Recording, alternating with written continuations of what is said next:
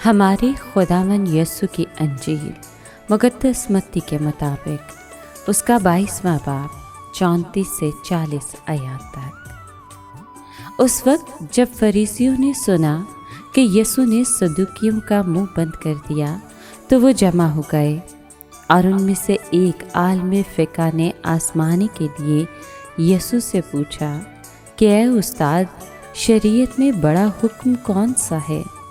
यीशु ने उससे कहा कि तू खुदावंद अपने खुदा को अपने सारे दिल और अपनी सारी जान और अपनी सारी अक्ल से प्यार कर।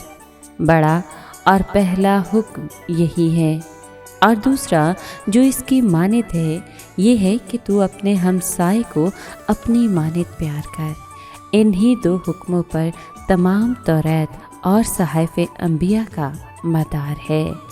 पाक कलाम के पढ़े और सुने जाने पर खुदावंद की बरकत हो, खुदा का शुक्र हो।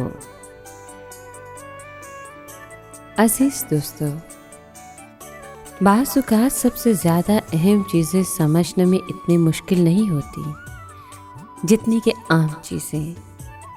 आज के कलाम में भी हमें यही समझना है कि खुदा क्या चाहता है। खुदा चाहता है कि हम अपने जिस्म के हर रेशे से उससे मोहब्बत रखें, और उनसे भी मोहब्बत रखें जो हमारे इर्द गिर्द है।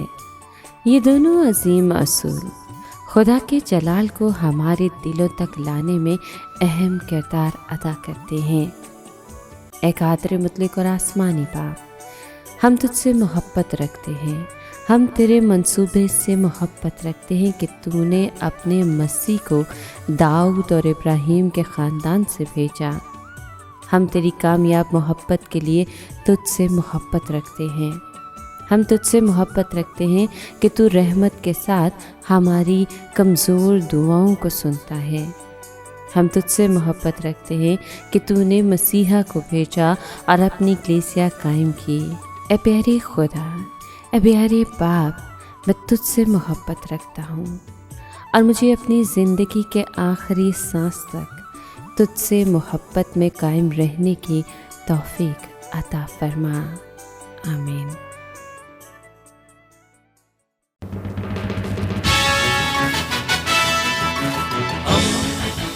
दोस्ती का पैगंबर, रेडियो वेरितास एशिया।